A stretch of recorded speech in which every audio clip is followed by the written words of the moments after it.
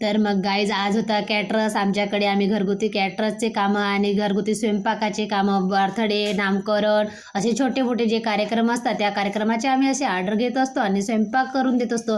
जर तुमच्या घरी पण येऊन असं करायचं असेल तर आम्हाला कमेंटमध्ये सांगा, किंवा घरी ऑर्डर घ्यायचं असेल ते पण सांगा. छान असं आम्ही स्वयंपाक बनवून देतो आणि तुमचं नाश्ता, चिवडा, चकल्या, दिवाळीचं पण आम्ही करून देतो. लाडू वगैरे आम्ही सर्व प्रकारचे कमी दरात आणि स्वस्त दरात ऑर्डर घेतो.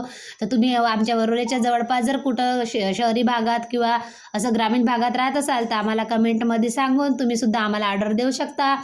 तर मग आता इथं आम्ही केली स्वयंपाकाची छान अशी तयारी. मी आणि माझी मैत्रीण आम्ही दोघी जणीनं स्वयंपाकाची तयारी केली आणि छान असा स्वयंपाक बनवून आम्ही त्यांच्यापर्यंत पोहोचवला. असेच आम्ही छोटे मोठे ऑर्डर घेत असतो. तर तुम्ही सुद्धा तुमच्याकडचे जे ऑर्डर राहते ते आम्हाला देत चला आणि आमची मदत करत चला, एवढीच आमची तुमच्याकडून अपेक्षा आहे.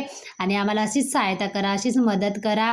असं छान आम्ही डाळ पालक बनवासाठी, डाळ भाजी बनवासाठी आम्ही मसाला वगैरे छान शिजवून घेतला आणि तिखट मीठ हळद मेजरमेंटनुसार आम्ही 100 लोकांचा स्वयंपाक घेतला होता. तो असा असं मसाला बनवून घेतला. आणि हो, मेन कारण डाळ भाजीमध्ये ही मुगाची डाळच आहे. ते मुगाची डाळ वगैरे छान टाकून घेतली आणि छान टेस्टी अशी भाजी बनवून घेतली.